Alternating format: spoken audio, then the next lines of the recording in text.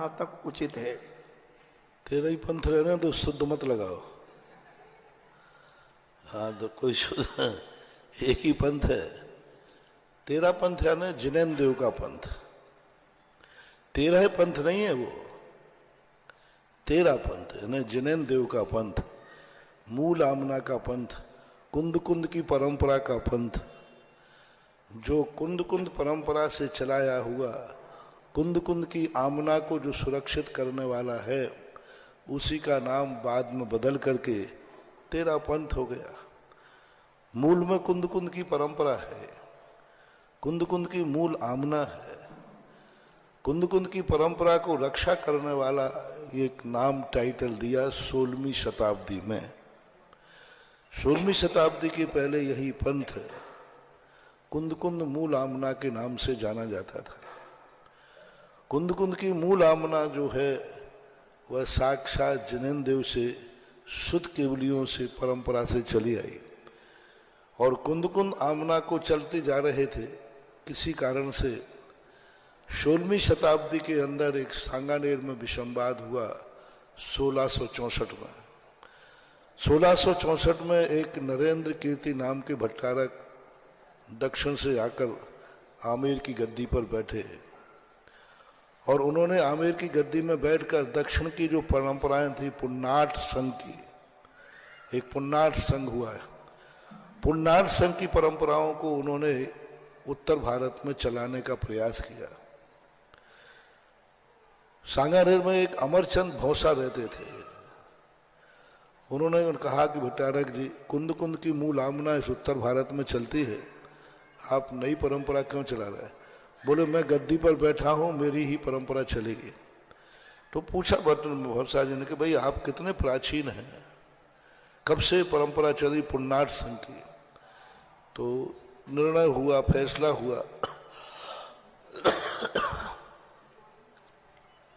कि कल लाकर के अपने अपने प्रमाण दिए जाएंगे, कौन पुराना कौन नया। तो भट्टारक जी अधिकतम 7वीं शताब्दी तक के प्रमाण ला पाए। 7वीं शताब्दी के पहले किसी भी ग्रंथ में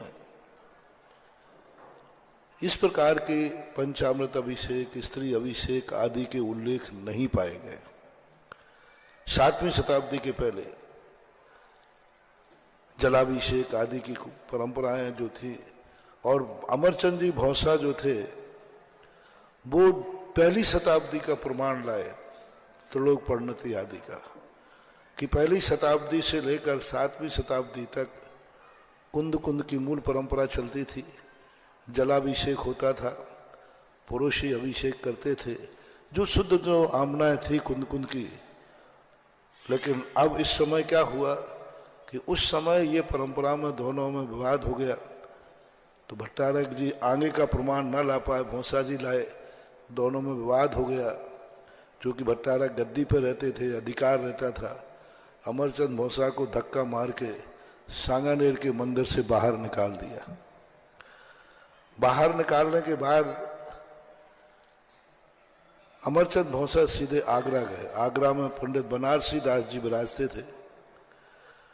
पंडित बनारसी दास की अध्यक्षता में उत्तर भारत के लोगों की एक मीटिंग हुई, और उस मीटिंग में ये प्रस्ताव पास हुआ गया कि भट्टारक से माना जाए कि ये परंपराएं कैसी हैं, क्या है, क्या नाम है इनका, आगम में क्या नाम है। उन्होंने कोई नाम का उल्लेख नहीं किया, उन्होंने 20 पंथ नाम दे दिया। पंडितों ने मिलकर के अपनी परंपरा का नाम 13 पंथ दे दिया। बस 1664 में 2 व्यक्तियों की लड़ाई ने 13 पंथ और 20 पंथ को नाम टाइटल दिया। भेद तो 7वीं शताब्दी में डल चुका था। 7वीं शताब्दी के पुन्नाट संघी आचार्य रविशरण महाराज ने ये परंपरा का भेद डाल दिया था। 7वीं शताब्दी के पहले एक ही परंपरा थी, अखंड परंपरा थी, पूजा पद्धति एक ही प्रकार की थी, सभी कुंद कुंद की मूल आमना को मानते थे। 7वीं शताब्दी में पुन्नाट संघी आचार्य रविशरण महाराज ने ये अपनी एक नए परंपरा को रूप दिया, और उस समय के बाद से ये भेद पड़ गए थे, लेकिन टाइटल नहीं था। टाइटल 7वीं शताब्दी से 16वीं शताब्दी तक कोई टाइटल नहीं था। करते थे, दोनों प्रकार के मंदिर बनते थे, दोनों प्रकार के लोग अपनी अपने ढंग से पूजाएं करते थे, अपने अपने ढंग से जो जिसको जो पसंद आता था करते थे। जिसको ये पसंद आया तो बीसपंथ के वो परंपराएं कर लेते थे, ये कर लेते थे। कोई टाइटल नहीं था, नाम नहीं था। अपनी अपनी पूजाओं में अपने अपने कोई राग द्वेष नहीं थे, कोई झगड़े नहीं थे, कुछ नहीं था। उत्तर भारत अपनी परंपरा मानता था, दक्षिण भारत अपनी परंपरा मानता था। दक्षिण भारत में पुन्नाट संघ की परंपराएं चलती थी, किसी को कोई ऐतराज नहीं था। उत्तर भारत में कुंद कुंद की मूल परंपरा चलती थी, किसी को कोई ऐतराज नहीं था। चलती थी, अपने अपने समय के अनुसार सब होता रहता, कोई राग द्वेष नहीं थी। लेकिन 16वीं शताब्दी 1664 में जब ये बात सामने आई तो नरेंद्र कीर्ति भट्टारक और अमरचंद भौसा के दोनों विवादों ने, दो व्यक्तियों के विवाद में इतना बड़ा रूप ले लिया कि उनको टाइटल देना पड़ा। इसलिए 1664 में 13 पंथ और 20 पंथ ये नाम दिया गया। इसकी जो खोज है डॉक्टर कस्तूरचंद कासलीवाल जी ने, यह सारा इतिहास एक सांगानेर का इतिहास करके एक छोटी सी पुस्तक लिखी थी कि एक सांगानेर के मंदिर का क्या इतिहास रहा है। तो उस सांगानेर के मंदिर के इतिहास के अंतर्गत उन्होंने यह किया कि 1664 में इसी मंदिर से एक इतना बड़ा गुबार उठा कि आज सारे भारत में ये दो पंथों के नाम से जाने लगे। तो अब ये इतिहास जैसा हमने पढ़ा, जैसा हमने सुना, आपको बता दिया, हम इस संबंध में कुछ भी नहीं जानते हैं। पदम कुमार हमारा इस संबंध में कोई जाना ना, मेरा क्या हुआ क्या नहीं हुआ मेरी रुचि भी नहीं है और मैं जानना भी नहीं चाहता हूं। लेकिन जो पढ़ा है, आपने इतिहास पूछा तो इतिहास हमने बता दिया। इतिहास बहुत खतरनाक होता है। हिस्ट्री जाग्राफी बेवफा, रात भर रटा दिन में सफा। लेकिन हमने दिन में पढ़ा था और दिन में ही मुझे याद भी है। तो मुझे भी ये मालूम नहीं था। जब वो कस्तूरचंद कासलीवाल हमारे सामने मौजूद थे, उनसे डिस्कशन भी हुआ, चर्चा भी हुआ। उन्होंने अपनी किताब को लिपिबद्ध भी किया सांगानेर के इतिहास में। जब पढ़ करके ये बात सामने आई तो लग तो रहा था, क्योंकि ये दोनों पंथों के नाम प्राचीन आचार्यों ने कहीं नहीं लिखे।